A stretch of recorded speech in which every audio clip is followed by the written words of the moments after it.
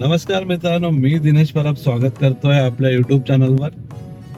जवळजवळ आज 3-4 महिन्यानंतर आपण पुन्हा एकदा मुंबई गोवा रोडने गावी चाललोय. मुंबई गोवा म्हणण्यापेक्षा आपण आता पालीमधून चाललोय. म्हणजे आपण तो अवॉइड करणार आहे, कारण मुंबई पासून ते जवळजवळ इंदापूर पर्यंत जे रोडचं जे काम चालू होतं ते एवढ्या स्लो गतीने चालू आहे की अजूनही तिथला काही भाग कम्प्लीट व्हायचा आहे आणि अजूनही पेवर ब्लॉक वगैरे अजूनही तसेच आहेत. तर म्हणून आपण पाली मार्गे जाणार आहोत आणि माणगावच्या पुढपासून, म्हणजे आज 4 महिन्यानंतर माणगावच्या पुढे काय डेव्हलपमेंट झाली आहे त्याचा आपण आढावा घेणार आहोत. बघूया किती टक्के काम झालंय, की या वर्षी हा मुंबई गोवा रोड होणार आहे की नाही ते आपण आता बघूया. तर आता आपण पाली जस्ट सोडलंय, म्हणजे इमाजिका जस्ट सोडलेला आहे आणि आता पाली येईल थोड्या वेळाने. तर आपण डायरेक्ट माणगाव मध्ये भेटू.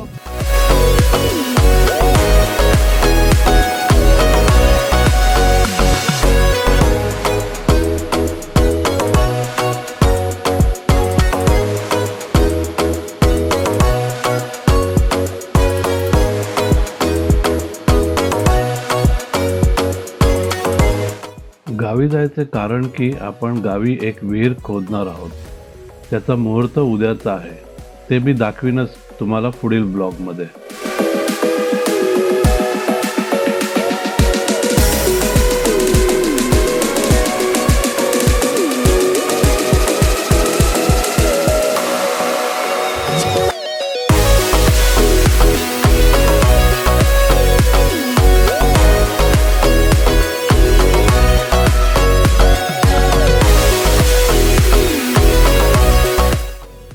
मंडळी, आता आपण पोहोचलो आहे माणगावच्या या जंक्शनवर. समोर एसटी स्टँड आहे. आपण लेफ्ट घेतोय मुंबई गोवा हायवेवर आणि जवळजवळ 2 किलोमीटर यायला आपल्याला 35 मिनिटं लागली आहेत. एवढं ट्रॅफिक जाम होतं इथे. आता बघूया पुढे मुंबई गोवा रोडवर काय परिस्थिती आहे ते.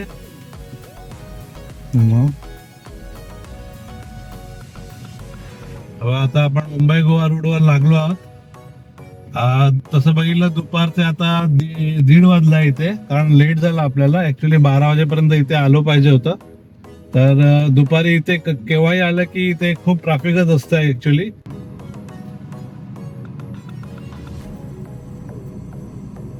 आपण माणगावच्या जस्ट पुढे आलो आहे.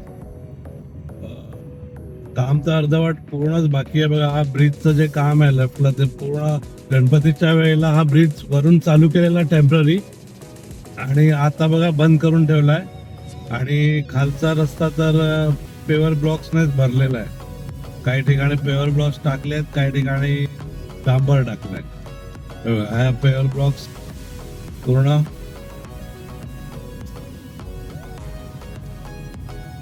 म्हणजे माणगावच्या जरा पुढे सिमेंट रोड आला तो थोडा डिस्टन्स पर्यंतच होता. त्यानंतर असे पेवर ब्लॉक्सच आहेत. आणि या ब्रिजचं काम तर मला नाही वाटत आणखी 4-5 वर्ष होईल.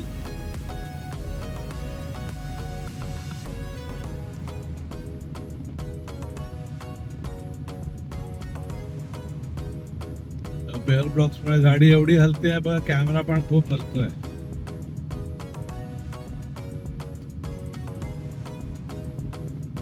कारण हेवी व्हेकल्स जाऊन जाऊन पेअर ब्लॉक वर खाली झाले.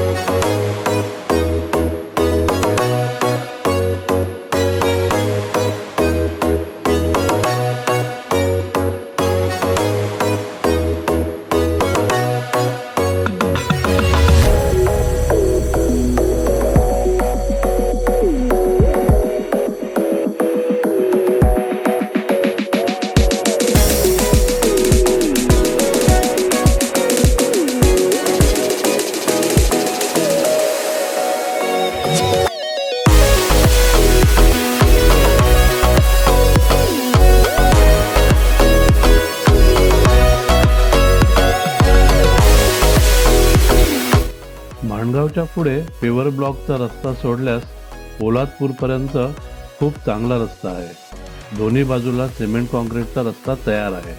आत्ता आपण कशेडी घाट थोडा चढून पुढे आलो आहोत. कशेडी घाटाचे टनेल आता लवकरच येईल. येथे ब्रिजच्या दुसऱ्या बाजूचे काम चालू आहे.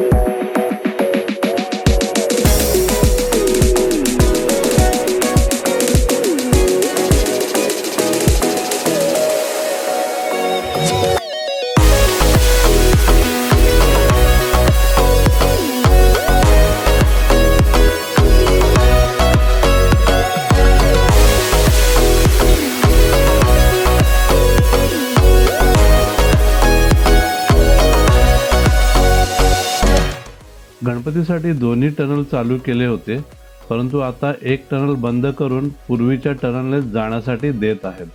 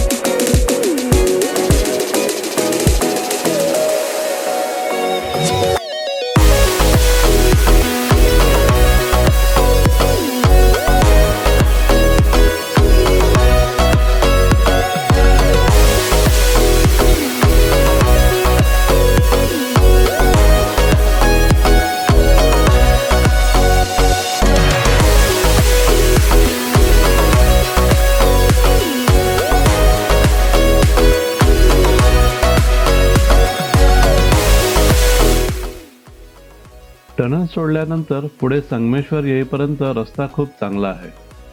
संगमेश्वर ते लांजा या रस्त्याचे काम अजूनही खूप संथ गतीने चालू आहे. त्यातील काही काँक्रीटचा रस्ता तयार आहे तर काहीचे काम अजिबात झालेले नाही. म्हणून आपण संगमेश्वर देवरुख या रस्त्याने वाटूळपर्यंत जाणार आहोत आणि तेथून मुंबई गोवा मार्ग पुन्हा पकडणार आहोत. संगमेश्वर देवरुख साखरपा ते वाटूळ हा मार्ग मागच्या ब्लॉगमध्ये ही दाखवला होता. तसेच तुम्हाला माहीत आहे की वाटूळ राजापूर ते सावंतवाडी हा मार्ग पूर्णपणे तयार असून खूप चांगला आहे, म्हणून त्याचे चित्रीकरण मी करणार नाही आहे.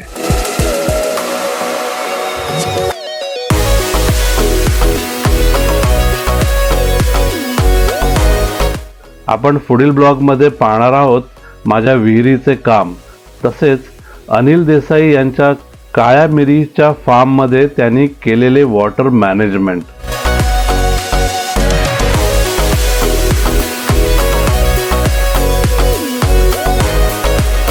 हा व्हिडिओ मी येथेच थांबवतो. भेटू पुढील ब्लॉगमध्ये. तोपर्यंत धन्यवाद. हा व्हिडिओ आवडला असेल तर नक्की लाईक, शेअर आणि कमेंट करण्यास विसरू नका. आणि या चॅनलवर जर नवीन असाल तर सबस्क्राईब जरूर करा.